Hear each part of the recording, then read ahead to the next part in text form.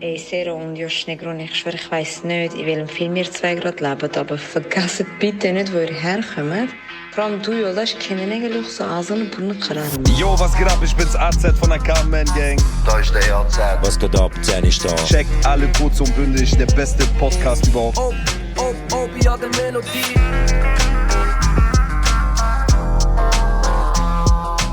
Ok, convoco meine Seelenverwandte. Kurdistan? Du und die scheiß Podcast hier. Beide.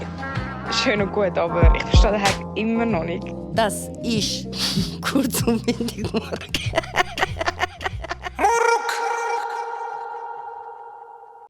Geklatscht wie ein Mann einfach. Niemand klatscht männlicher als mir. Also du hast wirklich männlich geklatscht, Bruder. Auch aber klatschen können wir gut. Geil. Willkommen, liebe Leute, zu einer weiteren Folge von euren Lieblingskurden. Ja, schon sehr. Stimmt oder stimmt nicht? Ja, Ficker. Ja, Mann. Wir sind um. Yes. Heute ist der 20. Januar, Ein Samstag. wenn wir das aufnehmen. Genau. Und Wir haben heute ein Gespräch im Auto, Bro. Es ist mir so vorgekommen, wie so, wenn jetzt irgendwann mal einen Film über uns gibt, weißt du, habe ich das Gefühl, das Gespräch wird so verfilmt. so der Change, weißt du, so ein Moment, wo verändert haben. You got one moment, everything you ever dreamed for. Voll. Und ich glaube, wir werden es komplett, wenn wir es verfilmen, komplett übertrieben so. Ja, Max. Irgendwo hat es noch Feuerwerk gehabt. Und Wir nehmen auch Leute, die natürlich immer nicht, wo nicht überhaupt nicht übertrieben, sondern Gilly vor den Dings. Ich weiß, die Jungs haben im Karton gelebt. Voll. Mit den Tadeus. Und Ja, Mann, das war ein sehr gutes Gespräch gewesen. Und es hat gut da, weil redet. Jetzt können wir auf die Dings schienen. Redet über alles. aha. Vor allem habe ich gemerkt, wir müssen noch viel mehr reden. Bro, früher haben wir über jeden Scheiß geredet. Ja, Mann, ja, Mann. Ich habe unseren alten Chat von deiner alten Nummer angeschaut. Geil, Du hast mir sogar Tweets geschickt, die du lustig gefunden hast. geil. Wo sind wir jetzt? Ja, ich schwöre, jetzt geht es nur um Geschäft. Bro. Ja, und jetzt, das ändert sich. Heute haben wir ein wunderschönes Gespräch gehabt. Ja. Und was das Hero damit sagen ist, ey Jungs, wenn ihr amix so merkt, vielleicht stehe ich doch auf Schwänz, redet mit eurem besten Kollegen drüber. Ihr werdet nicht verurteilt. Und darum Zero, Bruder, Bro, es hat einen Grund, wieso ich zu dir gekommen bin. ich stehe hinter dir, Bruder. So wie du hoffst, dass andere Männer hinter dir stehen.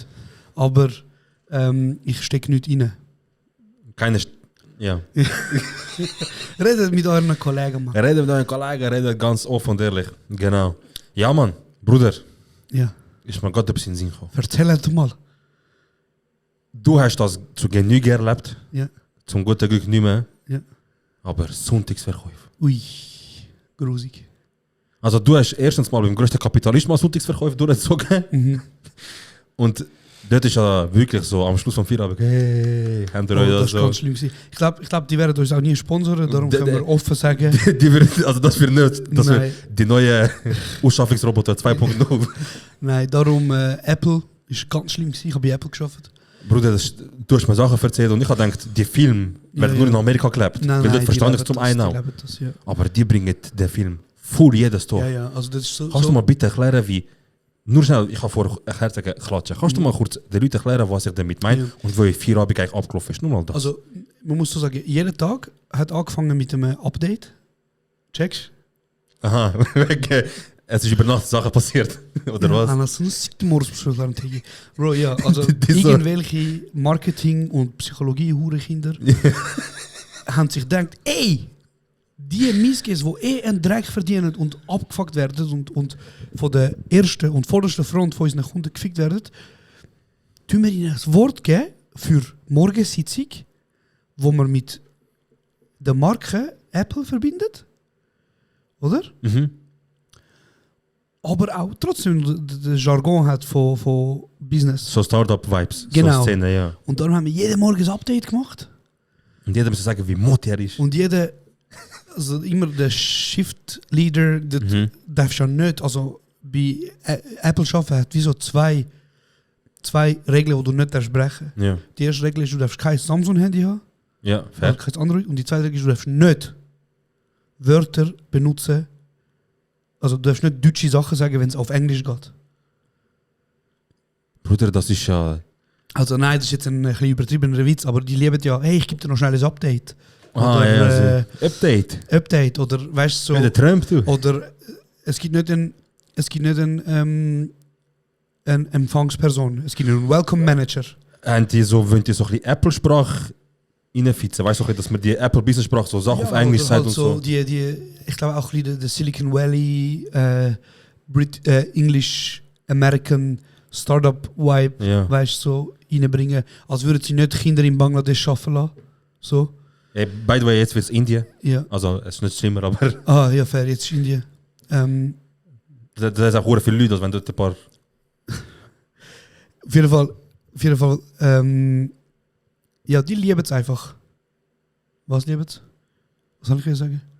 Ah, die lieben einfach englische Wörter Ja. benutzen, weißt du, so. Shift-Leader, Falan. Genau, es ist wie so ein, ja genau, eben, sie haben Du nur, sagst nicht Schichtleiter oder genau, Vorgesetzter du oder hast einen Teamleader. Store Manager, du hast einen Line Manager, du hast einen, Bruder, mittlerweile, der am Morgen, die für 20 Stutz muss go WC putzen, Bro, Ja. die ist nicht Facility Reinigungsfachkraft, die ist Facility Manager, weißt du? Schön, Bro. Diplomiert eidgenössisch. Schön, Bro, danke, dass ich ein besseres Wort habe zum Scheiße putzen. Bro, wenn du, also, ich habe es schon mal gesagt, ich muss recyceln wieder, aber Bruder, Ja. die englische Begriff, so krass wie sie tönen, Bruder, Mhm. jemand hat mich gebracht und ich weiß nicht, was es war, aber es Ja. hat mich gekillt, Bruder. Es geht nicht mehr lang und Joban ist nicht mehr Joban und das ist Chief Security Manager. Geil. Hey, Ich bin Chief Security Manager. Bro, eben, wir haben jeden Morgen ein Update gemacht, oder? Du bist 15 Minuten früher gekommen, hast du geschafft. Hast müssen Ist jetzt bezahlt worden? Ja, ja. Okay, besser. Es gibt, ich muss nicht sagen, Bro, ich wollte auch einen Namen nicht sagen, aber es hat wirklich Arbeitsstellen gegeben. Und die Arbeitsstelle, das könnte sein, dass ich dort geschafft habe, es könnte auch nicht sein, dass ich dort geschafft habe. Die ist, Hören sagen vielleicht. die ist von einer Person geleitet worden, die Stelle. Es könnte sein, dass die Person ein Italiener ist. Es Yes. könnte aber auch sein, dass es einfach sonst ein... Es könnte ein Telekom-Anbieter sein. Es könnte, muss ich aber weiß es nicht. nicht. Ich weiß es Es nicht. ist einer der größten sein, es muss aber nicht. Auf jeden Fall, dort hat einer geschafft, Bro, und ich meine, es hat ja viel Geschichte über den... Die Wars. Das ist. Yeah. Eigentlich, das ist eigentlich der Store, aber auf Telenovela und auf noch mehr Drama. Nicht? Bro, das ist wirklich schlimm. Also dort für die Person arbeiten, Bruder. Bro, Ich sage, Ägypter haben früher einfacher gehabt zum Pyramide bauen. ich schwöre auf alles. Ich sage, die haben Ja. bessere Umstände gehabt Ja. als ihr. Ja. Ja, momentan es läuft viel Scheiß auf der Welt. Aber ich habe auch Sachen erlebt, Bruder. Ja, beim einen oder anderen Telekom-Anbieter arbeiten ist schon wie Folter, Bruder. Ich will unbedingt, Ja. so wie ich von euch gehört habe und so, eure Geschichten sind lustig, aber halt traurig lustig. Ja, ja, weißt Bro. du? Aber es ist wie so, Bro, wenn du im Knast bist, du fängst auch an Scheiß machen, damit die Zeit vergeht. Ja, Weißt? ja, sicher. Bro, aber eben, der Typ ist so einig. Sorry, ich bin hin und her am Springen, aber Alles eben, gut. theoretisch mal angenommen, oder es könnte ja sein, dass ich das geschafft habe, und es könnte sein, dass es ein dummer Nuttensohn ist, wo mein Chef Könnte, ist. könnte. Theoretisch, lieber Gruß. Aber der hat erwartet, dass wir jeden Tag am 8:45 dort stehen, weil am 9 ist Schichtbeginn. Ja, Oder? Türöffnung, ja, so Okay, quasi. Türöffnung. Er will, dass wir am 4:15 dort sind, damit wir schon mal alle anwesend sind, damit wir miteinander kurz ein Morning Briefing machen. Ein auf Apple, ja. Genau, und nachher schaffen wir. Und nachher habe ich gesagt, ja, voll easy. Und dann kann ich halt anfangen, die 15 Minuten eingeben. Dann kommt das News halt so, also immer so jetzt. Ich so, Bruder, was? gehört ihr der... Bro, bei so Leute, die übermotiviert sind, gehört ihr der Laden, Bruder, Bruder? was? Ich habe gesagt, ich so, also was? Er so, ja, also trägst du jetzt wirklich 15 Minuten ein. Da habe ich gesagt, Bruder, 5 mal 15 Minuten, das ist 1 Stunde 15. Mal 4, Mal 4, 10% mehr im Monat arbeiten. Ah, gratis. gratis. Er so, ja, also, keine Ahnung. Also kannst du nicht erwarten, dass du um 9 Uhr reinlaufst und nachher bist du ready. Ich so, dann mach 4. Also ich komme von mir aus, ich komme um 5 vor, aber dann gehe ich von mir aus aufs WC und ich wichse mir eins oder Ja. irgendetwas. Aber ich fange erst um 9 Uhr an zu arbeiten, Bruder.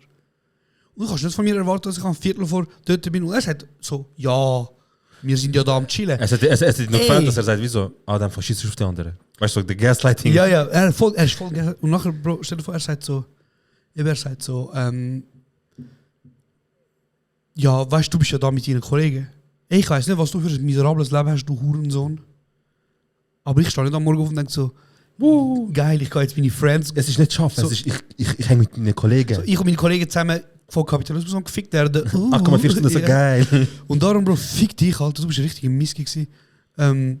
Das ist nur so, das ist so eins gewesen. Und die zweite ist gewesen, die eine Schicht ist immer bis am 6:45 am Abend gegangen. Und wenn du länger hast müssen arbeiten, weil irgendjemand einen Fehler gemacht hat beim Kassenzählen oder irgendein Kunde am 29 Ich habe noch reinläuft ein Abo-Upgrade oder so. und findet, ich muss jetzt noch das und das machen, und dann hast du länger arbeiten als 4:15. Dann Hast hast du du das gesagt. Hast du bekommen, die Zeit? Ja, dann haben die ihren Fehler gemacht.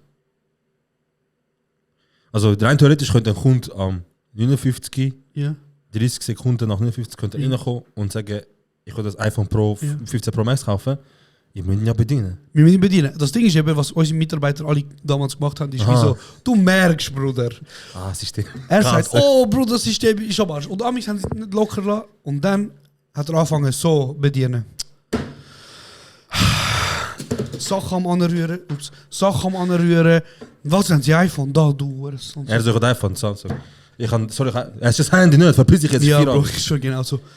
Hey, das ist Aber jetzt muss ich auch sagen, eben, wir haben jetzt grosse Dings gemacht, aber ich will immer noch den Ah, 4-Abig, ja, ja. Sorry, der 4-Abig sorry, bei Apple. Das ist ganz genau, wichtig. nein, ich weiß nicht, was du meinst, aber ich glaube, Oder wenn du verlässt, genau. wenn du in dem Laden gewesen bist, Bruder, und du mal angenommen, du bist für ein halbes Jahr in dem Laden gewesen, Bro, und nachher, nachher kündigst, hast du den letzten Arbeitstag und am Schichtende, Bro, du musst vorne, Also Schichtende können auch sein, während noch der Laden offen ist. der Laden ist immer offen, Bruder. Also es hat Kunden. Es hat Hunde, Bro, Und Leute. full on.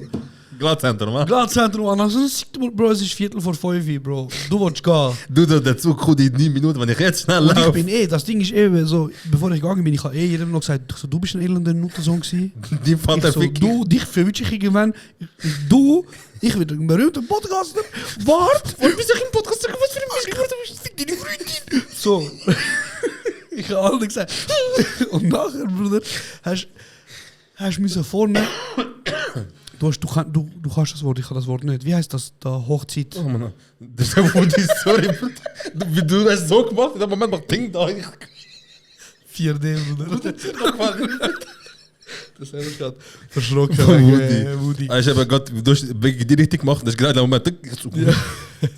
Also, Wie heißt das Wort an Hochzeiten, wenn auf zwei Seiten so wie ein Tor? Wie ein Tor. Leute stehen links und rechts und du laufst unten durch wie so ein Nuttersohn. aha, aber. Hehe. Kennst du der Rest? Hehe. Weißt du, was ich meine? Ja, aber ich weiß aber nicht, Das was Wort, sagt. Bro. Ja, Tunnel. Es tut ähnlich wie Girlande, aber ich glaube, es ist nicht Girlande. Nein, das Girlande ist so runter. das hätte ich nicht mal gewusst. Katheter? Nein. Katheter. Nein, Katheter ist das, was man macht Ich habe einfach etwas gesagt. zum Blut, weißt du? Ja, fix. Sparade. Oh, Spalier. Spalier, ist da. Bro. Kaum. Sparade. Ja, fast Sparade. Geil. Vorne. Endlich mal auch etwas, dass der Markus versteht. Was. Ja. Liebe Grüße gehen raus. Ah, Portugal. Ich muss noch sagen, Ja. Santos hat mich bedroht. Ja. Dass dir drauf, was hast du Bro, ich habe eine gemacht? Sprache bekommen. Du elende Missgeburt, Mann. Ich lasse den scheiß Podcast. Was? Ich mache jede verfickte Live-Show. Noch einmal rede ich schlecht über Portugiesisch. Ich verprügel dich. Das hat er gesagt. Und das Ding ist, ich muss an der Stelle sagen, es gibt, glaube ich, von jeder Nation Menschen, die kaputt aufregen. Ja. Mir regen sich gerade ein oder andere kaputt auf. Aber ich habe ein bisschen Angst vor Santos. Und darum sage ich, nein, Bro, Portugiesen sind voll cool. Du sagst, CR7 ist gut. Ich kann nicht sagen, ich muss mich entschuldigen öffentlich im Podcast. Ja. Ich habe Angst vor... Jetzt sind wir die Schiene mit Kehr machen und so öffentlich. Du musst öffentlich Genau, Statement ich muss abgeben. öffentlich Statement abgeben. Liebe portugiesische Community, ich kann nicht Genau. gehen, ich liebe euch, wir machen Kehr. Danke, dass ihr unsere Mauern baut. Ich Das ist Hamza wirklich Hamza Raya Das ist euch, Bruder. Niveau. Sorry, Bruder. Oh mein Es Gott. tut mir leid. Also das muss man schon sagen, Portugiesen Witz kannst du sagen, die nächsten 100 Jahre nicht bringen, weil Er hat es vertraut. er hat dem seine Mutter Er hat es auseinandergenommen. vertraut. Der hat einfach straight, glaube ich, von 2012 bis vor 2 Jahren hat er einfach straight. Ja. Immer, Die. immer, Portugiesen, Schiene. Portugiesen. Wir sind wieder im chaotischen Modus. Ja, ja, wie die fix. Aber ist ersten geil. 5 Folgen. Aber Ist ich geil, sage, ist geil. Aber ja, dann hast du, Also da haben dann wir... stehen die Leute spaliert. So. Genau. Bei deinem Store, du hast den letzten Arbeitstag, Schichtende und sie stehen, das ist wichtig, weil das ist der letzte Arbeitstag. Ja. Stehen sie 5 Minuten vor Feierabend dort oder ist Nein, es geht nicht um... Also, Bro, die Leute gehen raus und sagen, hey, wir müssen schnell Spalier stehen, Weil, hast du den Holo, jetzt die letzte, er ist gerade am Ciao sagen hinten. Nachher machst du, jeder weiß, was passiert, Bro. Du machst die Tür auf und nachher stehen alle Spalier dort. Ah, aber nicht im Store. Doch. Doch, Bro. Ich sehe den Onkel so am Warten, er hat ein Problem. Er kann nicht zum Onkel, sein Vater hat tun, er so. Ihr so. Bro, Ja, die Leute stehen Spalier, Bro, und du kommst raus und du musst so... Oh nein. Und Mach- alle das ist auch klatschen. abklatschen. Ja, du musst abklatschen und so. Amigs mache ich so und dann noch unten das... Bro, und nachher eben alle stehen Spalier, umarmen dich und so. Nachher ein paar, die Geilen, die Schippis, die Araber, Bro, die Nafris, die Kurden. Die sind dort und sagen, er hat's geschafft, Bruder. Der Bruder ist draussen, Mann. Free my homie, Jungs! Ja, ich schwör. Und nachher klatschen sie dort, Bro, und dann ist es wirklich 3 Minuten lang richtig unangenehm. Auch für die, die dort aufs Kaufen und bedient werden. Ja, und die anderen warten. Die anderen stehen dort und denken so, ja, Ja, dann klatschen mitklatschen. halt. Ein paar klatschen sogar mit, Amix, ja. Das ist echt bei Tim Cook. Und dann, Bro, dann wartest du dort und das Ding ist, das Peinliche oder das Schlimme an dem Ganzen ist ja, du laufst eben im Glattzentrum jetzt zum Beispiel Spalier. Das Und nachher- geht ja wahrscheinlich der ganz. Nein, und das ist ja wirklich so eine Ladenfläche. Und nachher, wenn du quasi draußen bist, von dem, bist du einfach im Glatt. Eben, das geht so, vorstellt so, du bist für 10 Sekunden in einem Film, Ja. und dann musst du einfach auf den Zug gehen. Und nachher bist du einfach wieder im Glatt, nachher drehst du dich um und alle gehen wieder zu ihren Kunden. Ja. Und du bist dann so mit dem Apple-T-Shirt in der Hand, so Stock und Bandana um Stock gewickelt, wie so die Obdachlosen Ja, früher. fies. Schaust so hinter und so. Dann sagst du, okay, ja, das ist jetzt ganz, ganz wild. Weißt du, ganz, ganz Also wild. maximal Film. Maximal Film. Mhm. Eigentlich hättest du es so machen wie dir. Hast du das eigentlich mal gesehen, erst vor 3-4 Wochen, ist ein bisschen länger her. War lustig. Dass es viral gegangen ist. Eine, die im Walmart die letzte hatte. Aha, Sie hat so nix. angekündigt, wie so, als wäre sie, weißt du, so ein Militär, sie so, sagen wir keinen, sie heißt Jessica Reyes. Reyes. Jessica Reyes, Walmart, Illinois, 88510, end of the shift, good night everyone. Weißt du, wie so ein Ja, Militär ja. hat sie das so Ja, übergebracht, ja, weißt du? Alter. Und dann, natürlich, die Memes sind umgegangen, Bruder. Ja, ja. Die hat ihre Mutter so. Geil, Alter. Das muss Und dann dachte ich mir, auch so ein bisschen machen. Du so, Josh Negroni, 21.10., Glattzentrum 8000, was haben wir, Zürich, Schicht an, die melden mich ab. Bro, ich bin dort rausgelaufen und ich habe mir so gedacht, also ich habe wirklich, ich muss auch sagen, ich habe ein paar Mittelfinger gezeigt dort. Mhm. Und ich habe mich auch gefreut, ab und zu wieder in den Laden zu gehen, zum einfach sagen, mein Handy ist kaputt. So. Und du hast gewusst, wo Ich habe Stress Stress, hat. ja. Ja. Extra zu dem Shift-Manager. Ja, und Bro, es hat ja wirklich auch, man muss auch schon sagen, es hat wirklich Phasen gegeben, wo Leute, also, ich meine, um das vielleicht schnell klarstellen, ich habe bei Apple habe ich, als Techniker gearbeitet. So, das heisst, ich musste Schädensfälle aufnehmen. Oder? Und Bro, ich muss sagen, der grosse Vorteil gegenüber Apple zu anderen Telekommunikation- oder Handyanbietern ist, Apple hat keinen Fick gegeben. Apple hat gesagt, look, das sind unsere Richtlinien. Wenn das Handy da reingeht in die Richtlinie, dann sollen wir es reparieren. Wenn nicht, Wenn nicht, ist nicht. Und andere Telekommunikationsanbieter, die ich geschafft habe oder eben nicht geschafft habe, keiner weiß, die sind lutsch am Kunden der Schwanz. Ja. So, also er kann dir das Gesicht spucken, sag ihm Daddy danke. So, das. Ja. Bruder, ich habe ja mit dem Gilly geschafft dort lang. Ich habe mich so kaputt gelacht. Und der Gilly hat Das ist wirklich ja so ein paar... zero fucks given. Bro, am Gilly ist wirklich scheißegal gewesen. Und das Ding ist, wieso, also er hat seinen Job ja einfach gut gemacht, Punkt. So. Aber er hat nicht auf seiner Nase rumtanzen lassen. So. Null, er hat... Du weißt, wie er ist. Ja, Bro, er ist jeden Abend gekommen und jeden Abend habe ich gesagt, Dad wäre das. Und ich habe gesagt, dies und dies. Und ich musste am Anfang, als ich angefangen habe, dort zu arbeiten, habe ich bei ihm kurz schon so im Doppel laufen, so Schatten, Ja. Shadowing sagt man dem ja. Ist das so einfach, du bist wie Du so... bist sein Schatten. Ah, okay, So, okay. du So, schaust zum ihm bisschen zu. nachschauen Genau. und so. So quasi Training. Safe. Und dann kommt einer und sagt, ja, mein Handy ist kaputt, weil es geht das und das und das nicht. Und der Gilly sagt so, also erstmal, du deinen Ton anpassen. So sagt er ihm. Erstmal, du deinen Ton anpassen am Raum. Ich stelle mir so vor, Bro. Zweitens, weil weißt, der Typ sagt so, sie haben gesagt, der Handy ist wasserfest. Zweitens, ich habe gar nichts gesagt. Das ist einfach genau er. Ich bin nicht Steve Jobs, ich bin nicht Entwickler. Also reden wir einfach anständig miteinander. Das sagt so der Kunde. Ja, okay. Was okay? Weißt du? So. Und Bruder, nachher easy. Und ich kann so denken, Worldstar, Ja, weißt du, so fix. der. Aber Bro, er hat mit den Leuten geredet. Und nachher, dreht sich der Gilly nach sagt der Hund so. Dann sagt der Gilly, was hast du gesagt? Amix, ohne Scheiß, haben müssen Leute kommen, hey Gilly, chill und so. Mach so, wie du redest. So, weil ihm ist scheißegal. Und dann am Schluss kann ich sie dafür animieren, zum noch Bewertung abgeben. Ja, gell? Könnt ihr bitte noch namentlich erwähnen, Jill mal so und so. Könnt ihr bitte sagen, dass ich mir sehr viel mehr kann? Ich weiß halt, was weißt du? Nein, Bro, er ist... Bro, er ist mal heimgekommen und immer wenn er so heimgekommen ist und er so, oh Mann. Oder so wie er ist so heimgekommen, Bruder. Nein, ich wusste, es gibt zum Erzählen. Und er ist mal heimgekommen.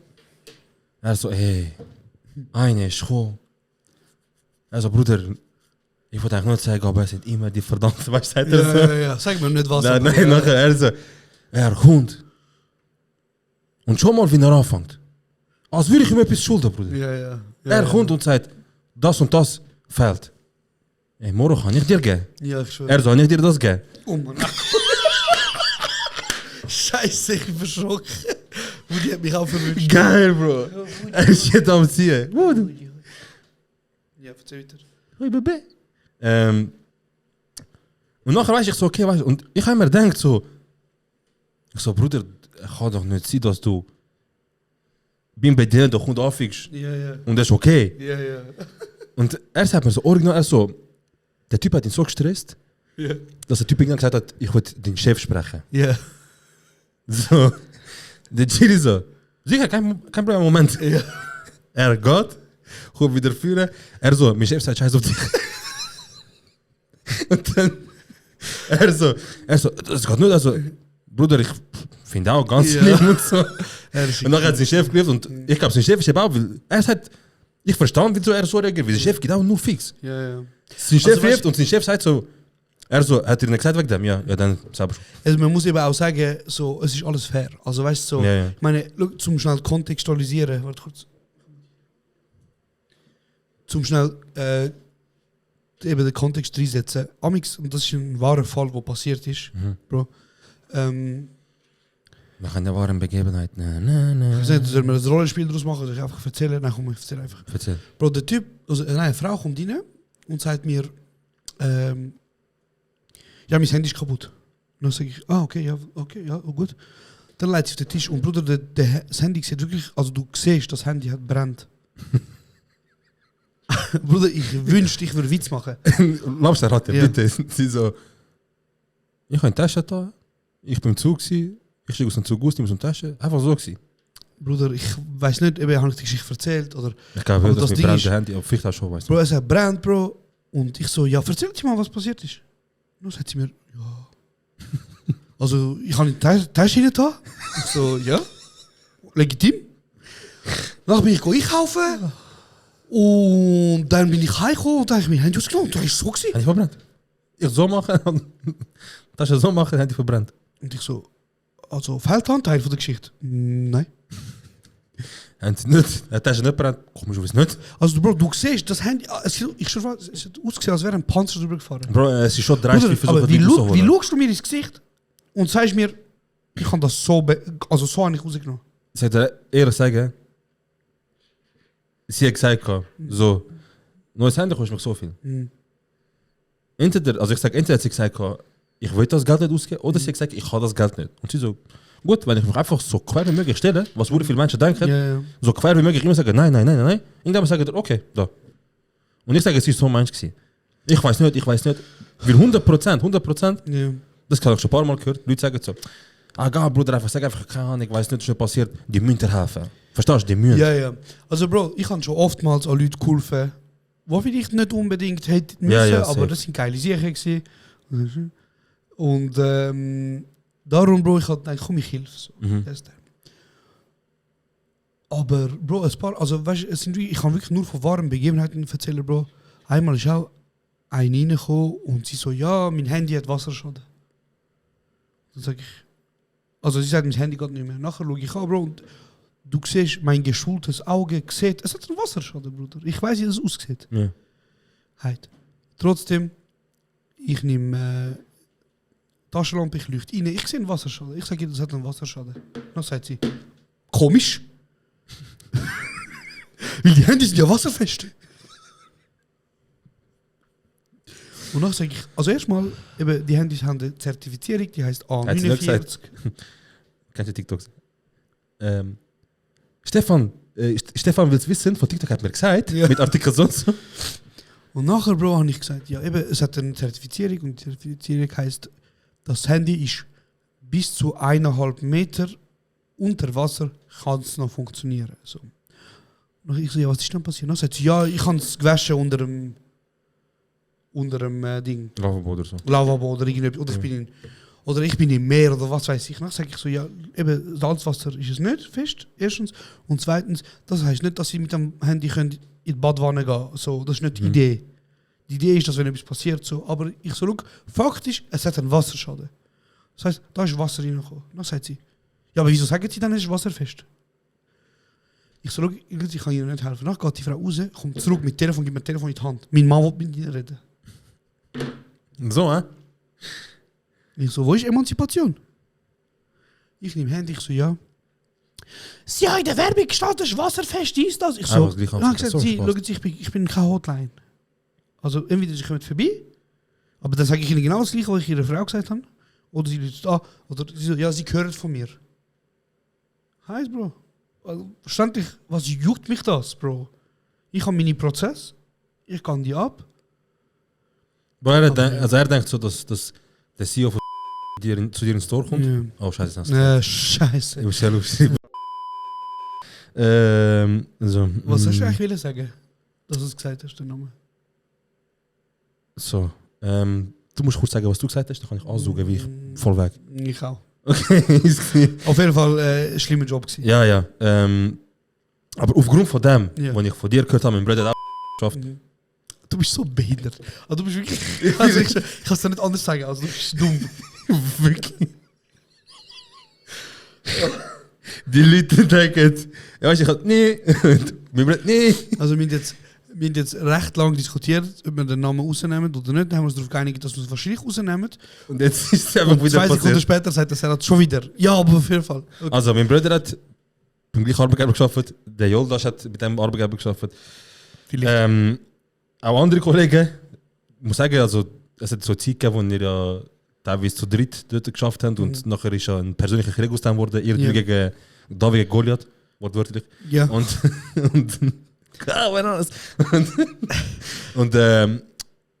es ist eigentlich für mich als Außenstehender, wenn ich die Geschichte höre, ich glaube mich kaputt. Also weißt, man muss eben schnell auch sagen. Es ist so- schon streng, es ist schon kopfig. Ja. Aber nur wegen so Sachen würde ich so, ich weiß nicht, so einen Monat oder eine Woche, nein, einen Monat vielleicht, eine Woche so im Verkauf, Ja. eine Woche als Uber-Taxifahrer, Ja. eine Woche vielleicht nochmal etwas, nochmal irgendwas. Das ist einfach Eine so Woche als Not einfach.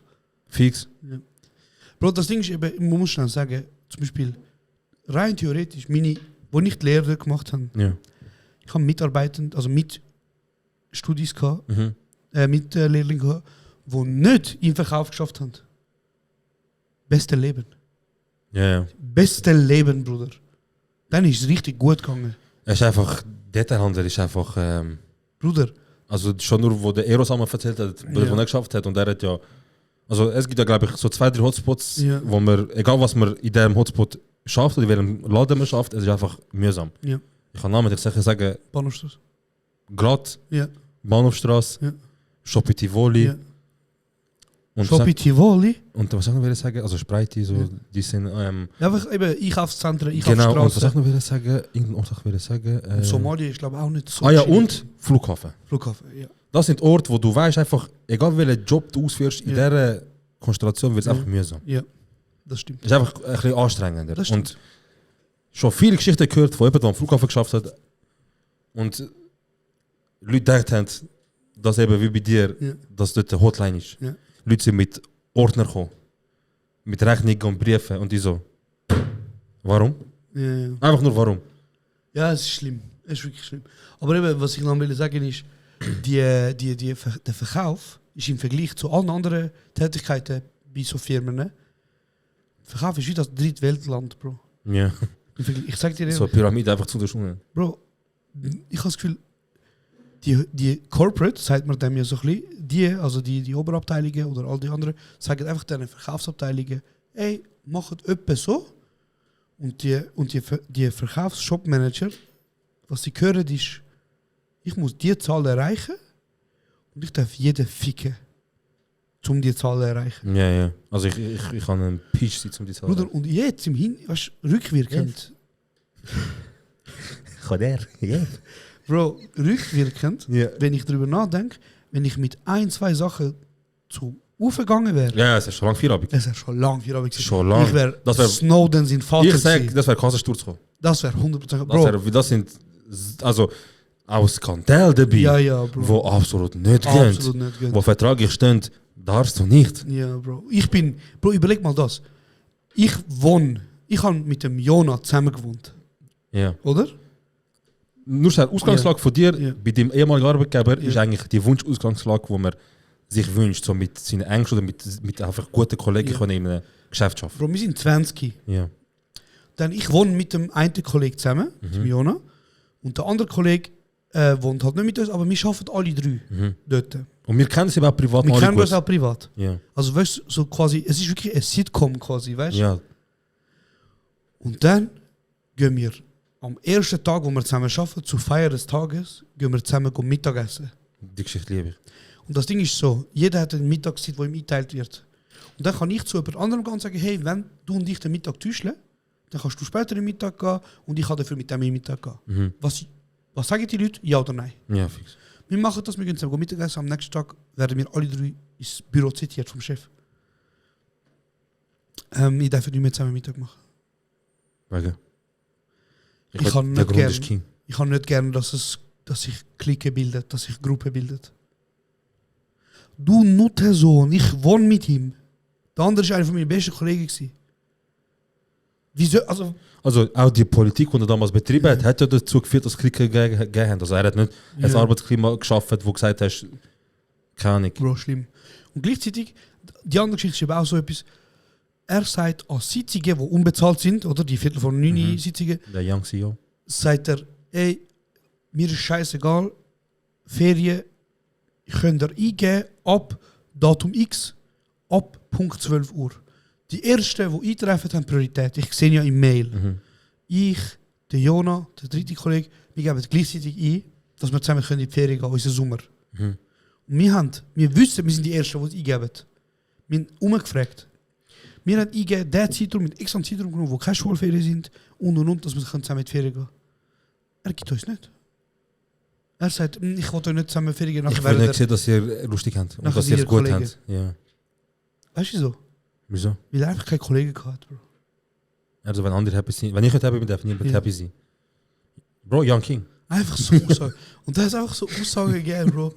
Also ich kann die jetzt nicht sagen, Bro, weil ich als wenn ich dir sage, gehen Beziehungen auseinander. Ja, ja. Also ja, weißt du, ja, ja, es aber das sind hat wirklich Sachen- Aussagen gehabt, die mir gesagt werden, Bro. Ich kann es wirklich nicht sagen, weißt du? Ja, es aber ist unterschiedlich, was das für ein Mensch ist. Also, ganz ehrlich, ja. ich weiß, wie du bist, ich weiß, wie ich bin. Und ich würde sagen, charakterlich, jeder ist ein eigener Charakter, aber wir sind entspannte Charakter. Wir sind entspannte Menschen, ja. Wir haben unsere Fälle. Also wir haben, ja, wir haben nichts, wo irgendwie einen Drang gibt, wo man kann sagen, Peach, dreckig, dreist, was auch immer. Es gibt einfach Menschen, die sind so, das ist Charakter. So Abzocker, dreist, so eiskalt, so. Und die leben happier als mir, Bruder. Ja, ich sag dir, ja. denen geht's macht gut. Ja, Bro, ich weiß nicht. Vielleicht musst du einfach aufhören, ein guter Mensch sein. Ich muss einfach mehr lügen und weiß ich auch nicht. Jetzt tun wir wie die Typen, die so. Young Money, Cash Money, Nein, die Billionaires. Nice Guys, die von Frauen Aha, Körper vielleicht musst du einfach ein Arschloch sein, damit die Frauen Interesse an dir zeigen. Wenn du Arschloch bist, ich schwöre, Frau liebt dich.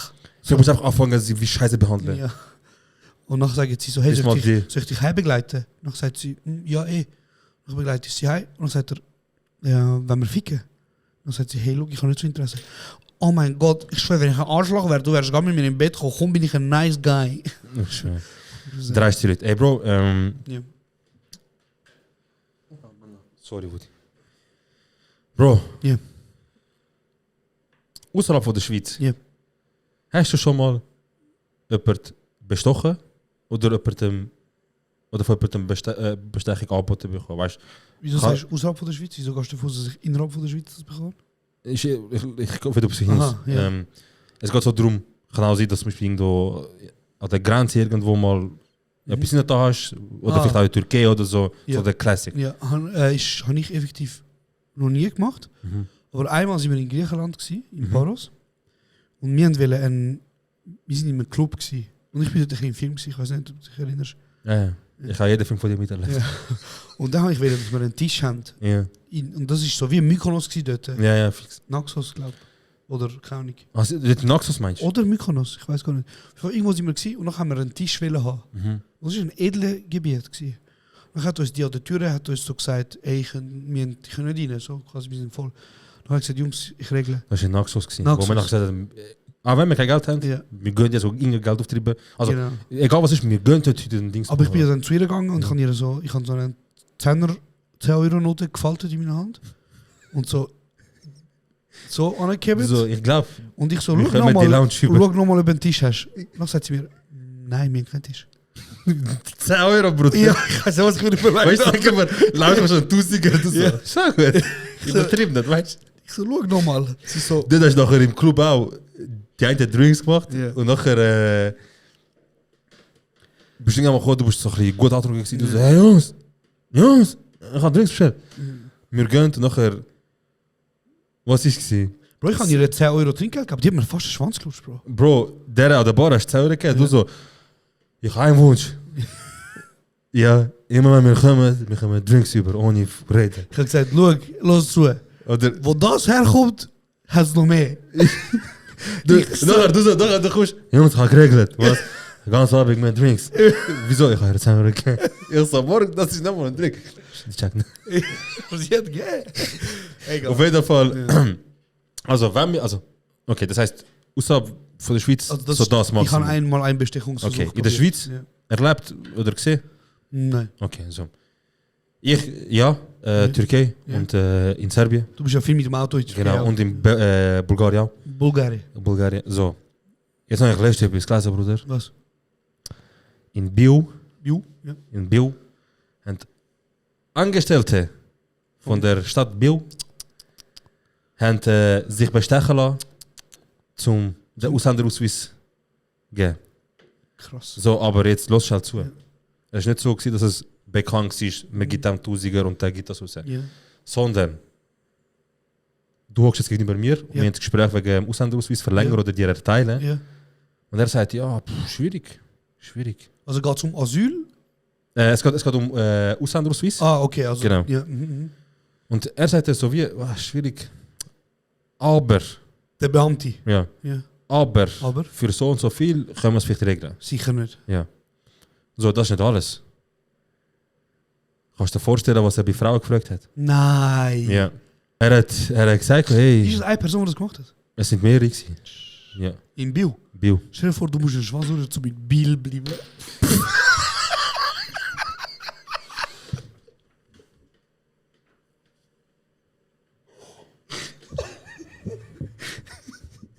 Bro, Komm doch auf Zürich, Bro, wie also, das? ganz ehrlich, faire Punkt, Bro.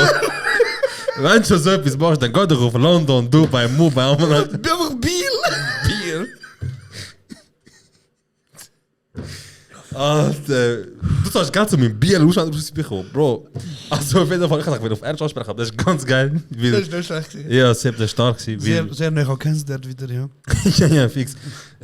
Und eiskalt hat er sich bestechen lassen für Auslanderausweis. Scheiße. Und Bruder, ich bin ehrlich gesagt ein bisschen schockiert gewesen. Wie das erwartet ist von so einem modernen westlichen Land vor allem nicht. Ja. Und du hast gefühlt, das Mechanismen, die ziehen. Aber ein Kart ziehen. Wie ist das rausgekommen? Ich bin nicht sicher. Ich muss ja schauen, aber ich glaube, es ist rausgekommen, weil halt eine Person das Signal geholt hat. Also vor allem die Person, wo der. Sorry, Bruder. Die Person. Du so, Was sag mal? eine Person. Sag mal. Oh, ist das? Wie geil, Bruder. Das ist das Packen. Ja. Auf jeden Fall. Oh, Mann. Was ist heute Ja, los? das ist geil, ich fühl's. Auf jeden Fall hat die Person. Also, die Person hat nachher das gemolden. Krass. Bruder, wie viel? Ich frage mich jetzt. Wie viele Leute gibt es? Wir haben schon darüber geredet. Ja. Wir haben ja das Interview geben, wo dem rauskommt, wo noch ein paar Sachen. Unsere Eltern, die haben einfach mitgemacht, Hauptsache, sie fahren auf keinster Weise negativ auf. Ja. Oder es wird nicht eine Diskussion geben. Schon eine Diskussion ist too much. Ja. Was denkst du, für Leute hat es gegeben, die schon den Weg gegenüber anderen vorgeschlagen haben und die gesagt haben, ey, weißt du, so, oh mein Gott, so, das ist einfach der einzige Ausweg. Bro, du musst dir ja vorstellen, die Schweiz oder der Raum, wo so ein Gespräch stattfindet, Ja. da ist ein Raum, wo ein extremes Machtungleichgewicht herrscht. Ja. Oder? Max. Also ich bin da und bei mir geht es um meine Existenz. Bei mir geht es um meine Familie, bei mir geht es um mein Leben. So. Stell dir mal vor, ich kann nicht zurück in mein Ja. Ursprungsland, einfach Wie es nicht gibt. das, oder weil ich einfach wirklich Angst habe zum Leben. Mhm. Also weißt du, so, wenn ich zum Beispiel in die Türkei zurückgehe, ich werde umgebracht. Ich gehe in den Knast. Im besten Fall. Mhm. So. Das heisst, ich bin abhängig davon, dass ich in der Schweiz darf bleiben. Ja. Wieso bin ich am Arsch, Bro? Und vielleicht geht das noch weiter. Es gibt Länder, wo zum Beispiel, wenn ich zurückgehe und meine Familie mich wieder aufnimmt, dann ist meine Familie auch nachher Opfer von Attacken. Ja. Ja, ja. Oder? So. Kettenreaktion. Keine Reaktion, Bruder. Du hast Kind vielleicht. Du hast, also nicht nur ein Leben, mehrere Leben Ja, sind also die betroffen. ganze Familie ist betroffen. Das heisst, es ist ein Wille zum Überleben. So. Und die Person gegenüber von dir Wie sieht das aus? hat vom Staat, von der Gemeinde, vom Bund die Macht in die Hand gedrückt bekommen und gesagt bekommen, schau, das sind unsere Richtlinien. Aufgrund von diesen und diesen Richtlinien und der Macht, die du hast und deinem Ermessen musst du entscheiden, darf die Person in der Schweiz bleiben oder nicht. Und grundsätzlich ist es noch spannend, weil ich habe jetzt ja sehr einen direkten Einblick in das ganze zum Beispiel Asylverfahren oder das Ausländerverfahren, weil eben in meinem Leben schafft ja sehr nah Ja. in diesem Mit- Bereich. ja. Und ich glaube, so einerseits den Auftrag durchführen, das machen, das braucht ja mental so viel Kraft und so viel Verantwortung auch. Wie du musst das wieso, also du bist Entscheidungsträgerin, oder? Und jetzt stell dir mal vor, du bist die Person und dann kommt irgend so eine Rolle, irgend so eine Miske und sagt dir, hey, du kannst mir das blasen, dann können wir schauen. Also weißt du, es wäre zum Machtverhältnis aufgebaut. Übrigens, ich bin gestern an der Solothurn Filmtag gewesen. Ja. Ja, wie heißt das kurz? Solo oder Sophie? Du hast gestern so markiert, die haben sich so einen Spitznamen einfach gegeben. Soli Sophie oder so. wahrscheinlich. Sophie, ja. Solothurner Filmtage. Sophie Ta. Filmfesttage. Ja, auf jeden Fall, ich bin dort gewesen und ein Film, wo eine gemacht hat, ein Alumni von der ZRK. Ja. Entschuldigung, Hat einfach fair, lustig ausgesehen, hat fair, lustig ausgesehen. Ein Alumni von der ZRK. Ja, Also jemand, das wo- wissen wir ja, was ist, seit Folge 6 oder 7 oder so. Lisa Gehrig heisst sie, glaube ich. Sie hat Regie geführt bei einem Ja. Film, der heißt Die Anhörung. Mhm. Und was der Film macht, ist, der kommt übrigens bald in die Kinos, gehen ihn schauen, einfach zum den Schweizer Film ein bisschen pushen. Der kommt, glaube ich, Ende Januar in die Kinos. Ja. Und in diesem Film, Die Anhörung, geht es darum, dass verschiedene asylsuchende Menschen, die müssen ja normalerweise, wenn du Asyl willst in der Schweiz gehst du, gehst du zum SEM, Ja. Staatsamt für Migration, Ja. glaube ich. Und dort beim SEM tust du dann wieso deinen Fall offenlegen Mhm. und du erzählst, aus dem und dem und dem Grund habe ich Asyl oder weißt, sollte ich Asyl Ja. bekommen. Mit Nachweis im besten Genau, Fall. und dann musst du weiter, ja. Beweis liefern noch und das ist eigentlich eine recht krasse Sache, oder? Mhm. Weil das passiert hinter geschlossenen Türen. Und dort ist immer die Person vom SEM, die Entscheidungsträgerin also, Mhm. die Person, die Asyl will, dann eine Rechtsvertretung von dieser Person, Mhm. das wird meistens von NGOs gratis Ja, zur Verfügung gestellt. Verfügung gestellt. Und sonst, glaube ich, kommst du einer vom Staat über, halt auch so, ja. Genau.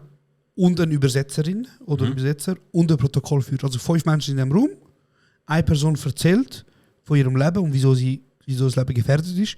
Und die Protokollführerin, die Entscheidungsträgerin tut dann anhand von dieser Beweislage, muss die Person entscheiden, ja, An Ort und Stelle oder wird das erst aufgenommen und dann weißt du so wie protokolliert und dann löst das also Verfahren im Normalfall ist das dann ein Verfahren. Okay. Also ich bin recht... Voll easy, aber du ist spannend das Ich finde es eben auch spannend, ich habe mega viel mit dir darüber Bro, geredet. 4 Leute dann. Voll, oder? Und du erzählst und nachher wird, aufgrund von dem, was du erzählst, wird dann eine Entscheidung geschrieben. Ja. Die Person sagt dann... Wird auch Recherche betrieben, wie glaubhaft das ist und so weiter. Genau, oder? also das Asylrecht in der Schweiz hat ja jeder Mensch, der Schutz und Asyl irgendwie so halt suchend ist. Ja.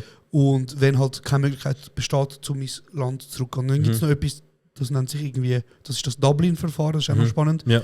Und das ist eben, dass grundsätzlich werden Menschen dort an zurückgeschickt, wo sie das erste Mal in Europa Asyl haben wollen. Oder wo sie einfach angekommen sind, weil das erste Land ist ja wie so das sicherste quasi. Genau, und das ist ja auch so das Thema auch mit Italien und der Schweiz ganz immer genau. wieder Und so. dort in Italien passieren ja die illegalen Pushbacks. Oder? Ja, genau. Das habe ich auch, also spannend, alles spannend. Ich weiß immer nur sehr viel oberflächlich. Ja. Aber eben das, was SAM macht, so heißt eben die Institution, dass die sich wie so entscheiden. Aufgrund von dem, was du mir erzählst, ist dein Leben gefährdet? Ist die Schweiz verantwortlich dafür, dass wir dich aufnehmen oder nicht? Und grundsätzlich sind wir ein Rechtsstaat und grundsätzlich sagt ja die Schweiz, jeder Mensch, der sonst in Gefahr lebt, sollte in der Schweiz Asyl bekommen. So. Und was dann passiert ist, du kommst dann deinen Entscheid über und du kannst dann innerhalb von 30 Tagen den Entscheid anfechten oder nicht. Ja. So. Und wenn du ihn anfechtest, dann wird er, glaube ich, vielleicht sicher scheiße, aber dann wird er auch noch aufeskaliert und dann gibt es wie so ein neues Entscheidungsding. Und was die Anhörung, also der Film die Anhörung macht, ist, sie tun die 4 Gespräche, also sie wählen 4 Menschen, ein Doc-Film, sie wählen 4 Menschen aus, die einen Entscheid bekommen haben. Also das ist auch offengelegt, die haben einen negativen Entscheid bekommen damals. Ja. Und die 4 Menschen gehen in einen Raum und reden nochmal mit 4 anderen Ex-Mitarbeitern vom SEM. Und dort passiert nochmal genau das Gleiche. Sie erzählen nochmal ihre Geschichte und SEM tut wie sie auch sonst würden, darauf eingehen und entscheidet vor Ort und Stelle nochmal, bist du asylberechtigt oder nicht.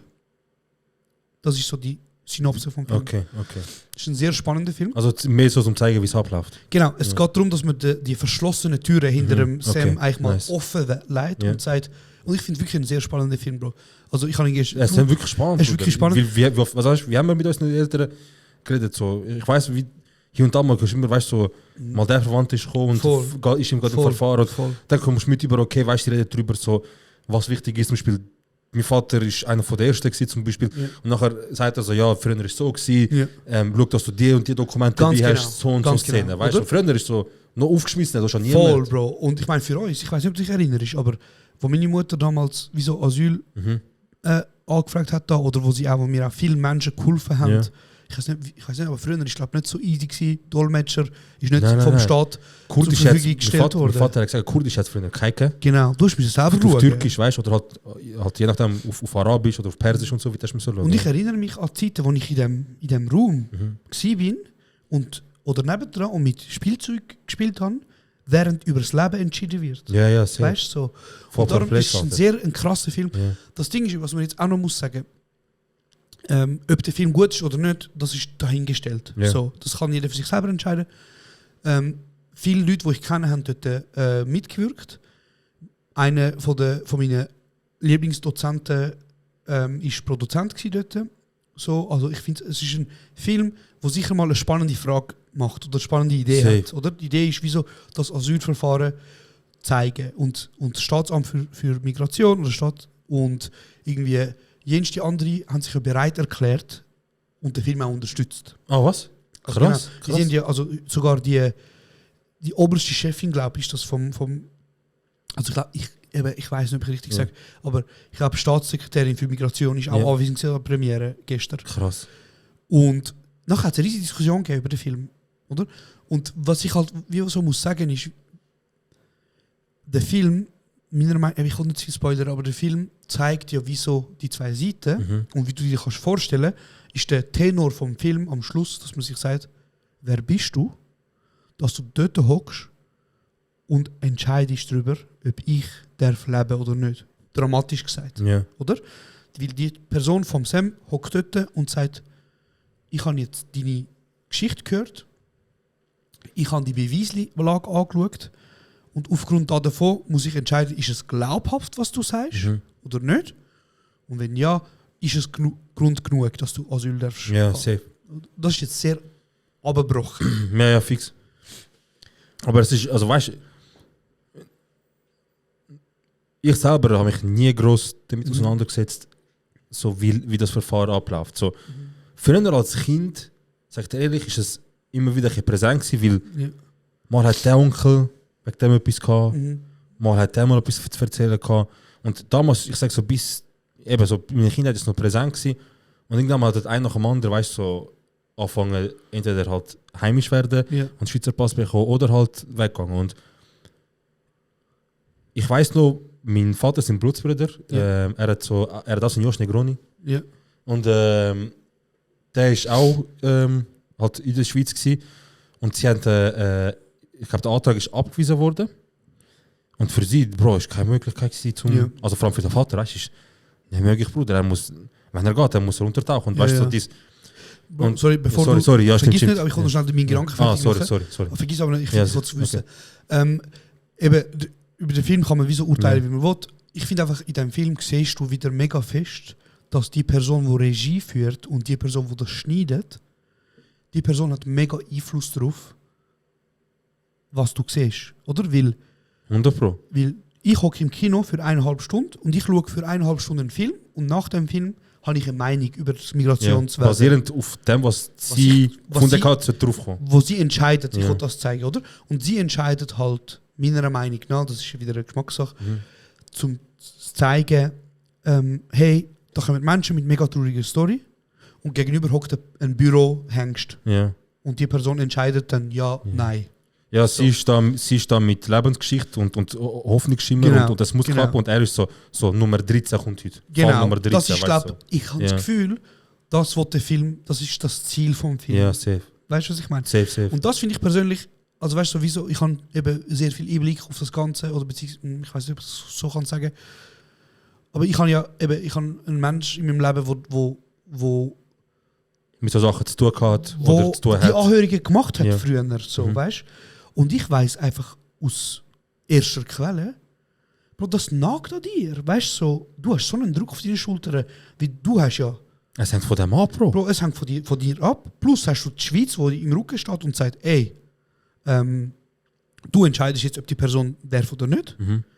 Und da dazu kommt eben noch, was ich jetzt finde, der Film hat gar nicht thematisiert, ist eben, was die Schweiz ja eigentlich mega macht, ist eben, sie stellt Dolmetscher, sie stellt also JuristInnen, die Master MLA haben, weißt, die das studiert haben, die für dich Stunden investieren, um dich durchzuboxen, wo Menschen mit Leidenschaft, die sagen, ich will, dass du ein besseres Leben hast und. Oder? Und das meiner Meinung nach schafft der Film nicht. Ist auch schwierig in 1,5 Stunden. Ja, safe. Aber safe. ich habe wieso gestern nochmal gemerkt, ein Doc machen oder einen Film machen, es ist mega wichtig, was ist deine Position als Regisseur. Fix. Weil Du du bist- entscheidest, was die Menschen sehen. Ja. Und stell dir mal vor, 3 Millionen Menschen sehen den Film. Und 3 Millionen Meinungen werden gebildet aufgrund von dem Film. Oder? Ja, ja. Und darum eben, ich finde es sehr krass. Aber nochmal, ich kann wirklich nochmal sagen, schaut den Film, weil eben unterstützt Wie heißt der nochmal? die Anhörung. Die Anhörung, okay. Genau. Und das ist ein Doc, nochmal, das ist ein Doc mit 4 asylsuchenden Menschen. Mit 4 Menschen, die Entscheidungsträger sind oder gsi sind mal beim SEM.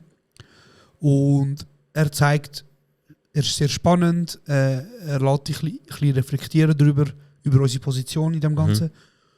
Und ich glaube, du kannst dir auch gute politische Meinung daraus bilden. Aber wie so vieles im Leben, geniessen es mit Vorsicht und vergesst einfach nicht, dass jeder Filmemacher auch ein Manipulator ist. Also weißt du, so, Sicher, ja, sie tut ja, also nicht im schlimmsten Fall, aber die Person tut ja das zeigen, mit dem, wo sie sich kann vereinbaren kann. Genau, Das heisst, genau. wo sie sich mit ihren Werten oder mit ihren Vorstellungen Genau. deckt. Und die wird einfach rausgestreut. Ja, ja. Und stell dir mal vor, die Person, die das gemacht hat, also Lisa wäre jetzt ein Pro, also Rechte und Pro Sam und komplett Anti-Migration zum Beispiel. Ja, zum Beispiel. Man hätte den Film auch können mit den gleichen Aussagen so schneiden oder so nehmen, dass zum Beispiel die Menschen, die Asyl suchen, völlig blöd dastehen. Ja, sicher. Weißt du, was ich meine? Sicher, 100 Pro. 100 So. Pro.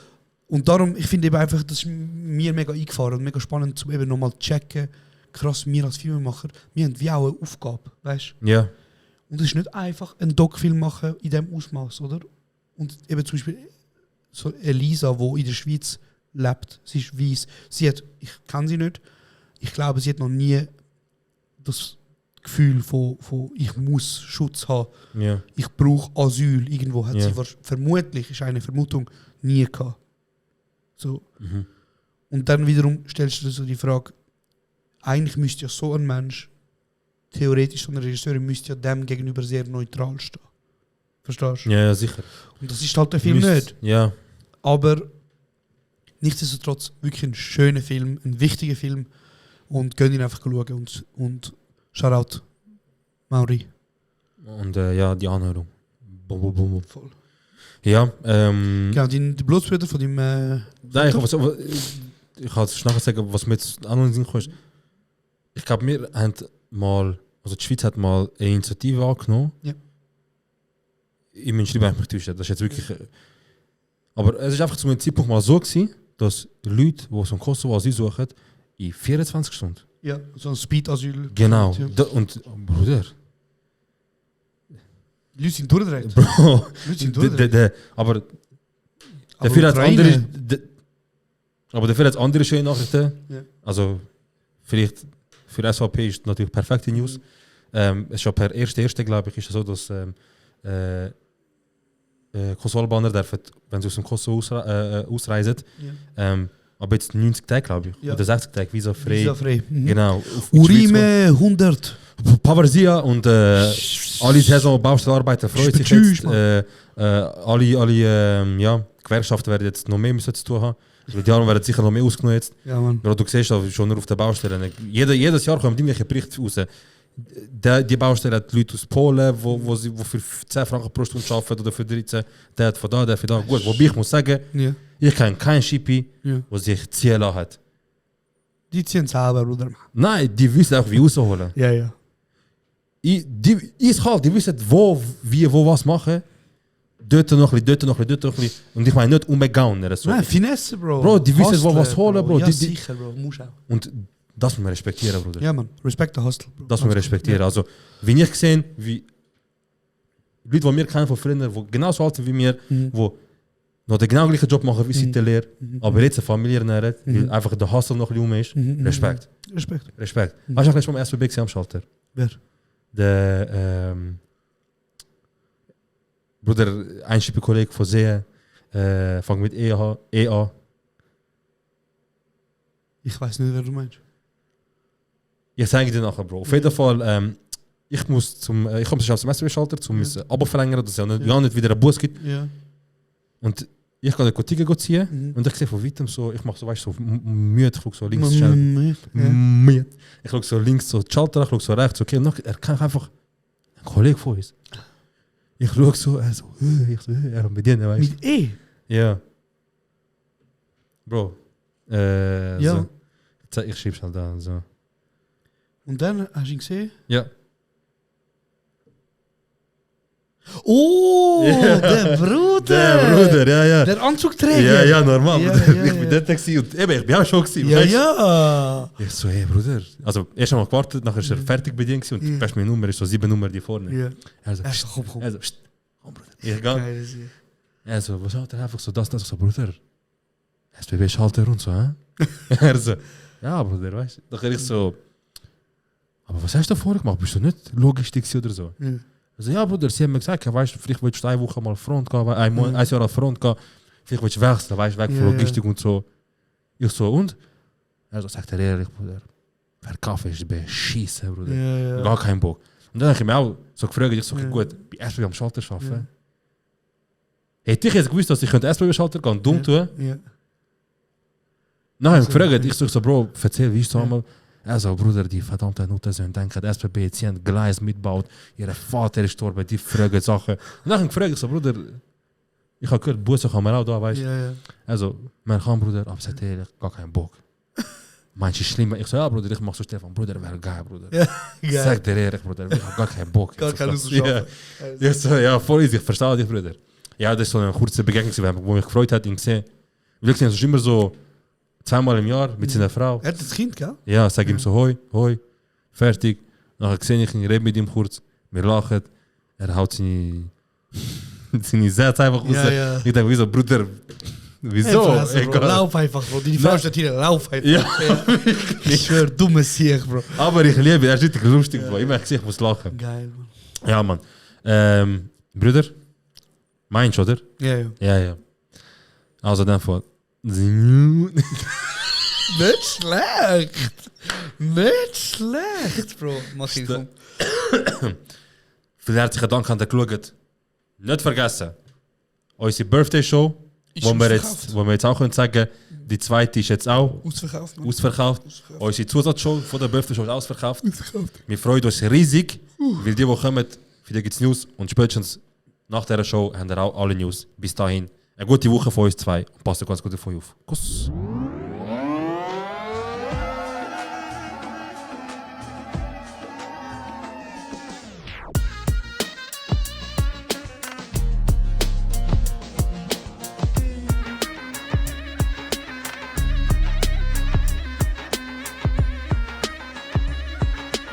Das ist kurz und bündig.